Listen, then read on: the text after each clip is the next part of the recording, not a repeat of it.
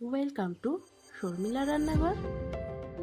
শর্মিলা রান্নাঘরে আপনাদের সবাইকে স্বাগত। তো বন্ধুরা, দেখেই বুঝতে পারছেন আজকে আমি তৈরি করে দেখাবো চিকেন ড্রামস্টিক। তো খুবই সহজ পদ্ধতিতে আপনারা ঘরোয়া পদ্ধতিতে এই চিকেন ড্রামস্টিক বাড়িতেই বানিয়ে নিতে পারেন, একদম দোকানের মতন।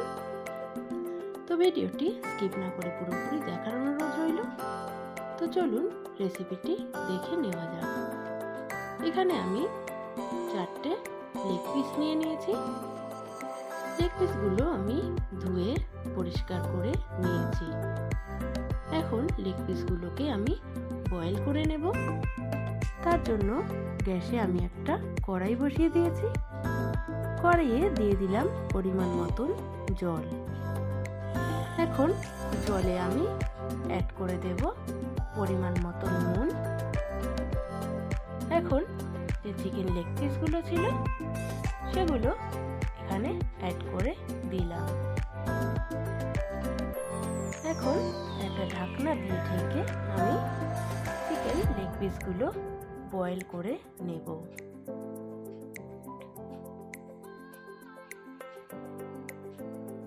তো বন্ধুরা, আমার চিকেন লেগ পিসগুলো বয়েল করা হয়ে গেছে। আমি ঢাকনাটা খুলে দিলাম। এখন গ্যাসটা বন্ধ করে আমি লেগ পিসগুলো ঠান্ডা করে নেব। তো একটা চপিং বোর্ড আমি নিয়ে নিয়েছি। একটা লেগ পিস নিয়ে একটা ছুরি দিয়ে আমি এইভাবে চিকেনগুলোকে ভালোভাবে ছাড়িয়ে নেব। এখন ছুরি দিয়ে আমি চিকেনগুলোকে এইভাবে ছোট ছোট টুকরো করে নেব।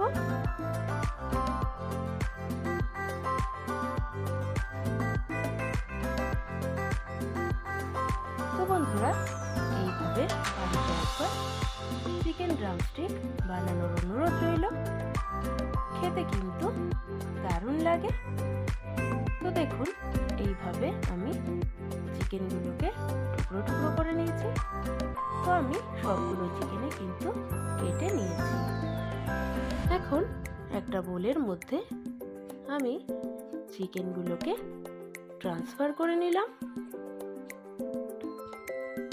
আমি 3টে আলু বয়েল করে নিয়েছিলাম। এখন একটা গ্রেটার দিয়ে আমি আলুটাকে গ্রেট করে নেব।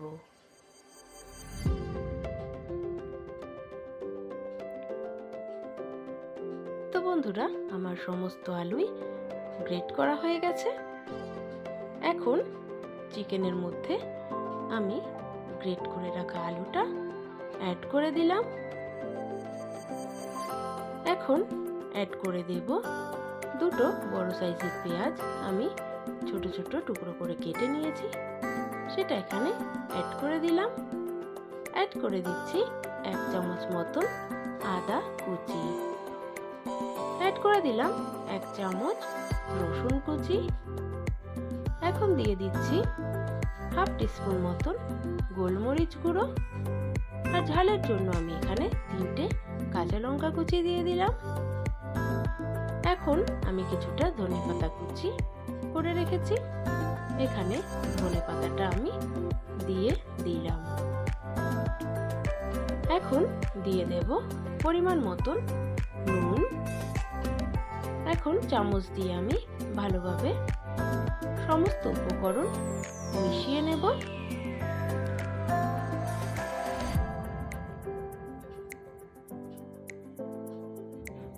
তো আমার সমস্ত উপকরণ মেশানো হয়ে গেছে। এখন আমি এর মধ্যে অ্যাড করে দেব 3 চামচ মতন ময়দা। তো আমার এখানে 3 চামচ মতন ময়দা লেগেছে। আপনারা আপনাদের যতটুকু লাগবে ততটুকু ময়দা কিন্তু এখানে অ্যাড করতে পারেন। এখন আমি হাত দিয়ে সমস্ত উপকরণ ভালোভাবে মেখে নেব। তো আমার মাখা হয়ে গেছে। আমি কিছুটা হাতে নিয়ে নিলাম। এখন ওটাকে আমি একটু হাতে চ্যাপটা করে নিলাম। যে চিকেনের হাড়টা ছিল সেটাকে আমি এইভাবে কিন্তু একটা ড্রামস্টিকের শেপ দিয়ে দেব। তো দেখুন আমার কিন্তু হয়ে গেছে। আমি এইভাবে সমস্তগুলো তৈরি করে নেব। এখানে একটা ডিম আমি ভালোভাবে ফেটিয়ে নিচ্ছি।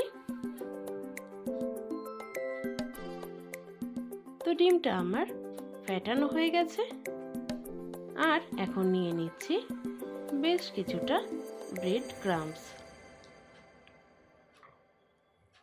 এখন একটা লেগ পিস নিয়ে আমি এইভাবে ডিমের গোলাটার মধ্যে ভালোভাবে লাগিয়ে নেব।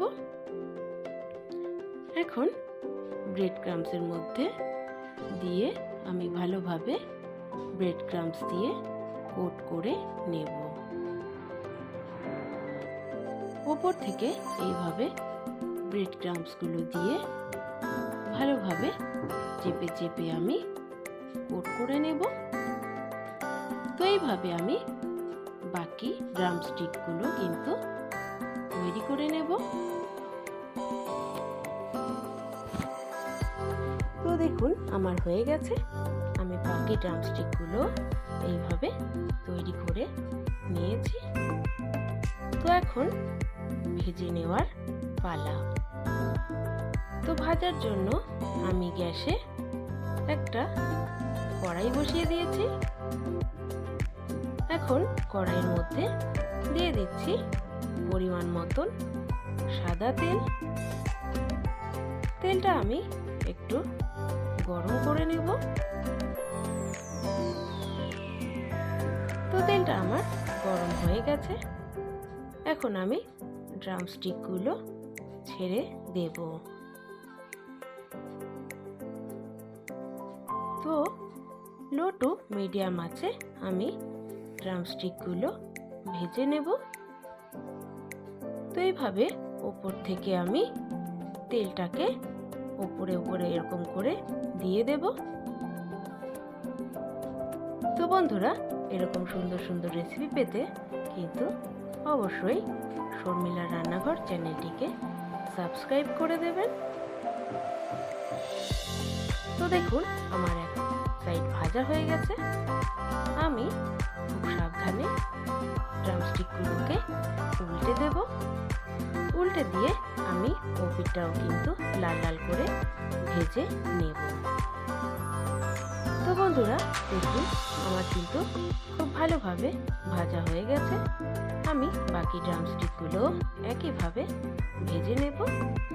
তো এখন আমি চিকেন ড্রামস্টিকগুলোকে তুলে নিলাম। তুলে নিয়ে আমি কিন্তু পরিবেশন করে নেব। তো বন্ধুরা তৈরি হয়ে গেল আমার ঘরোয়া উপকরণ দিয়ে চিকেন ড্রামস্টিক। তো আমার রেসিপিটা যদি ভালো লেগে থাকে অবশ্যই একটা লাইক কমেন্ট করে দেবেন। আর যারা নতুন বন্ধু আছেন তারা সাবস্ক্রাইব করে পাশে থাকবেন। আজ এই পর্যন্তই।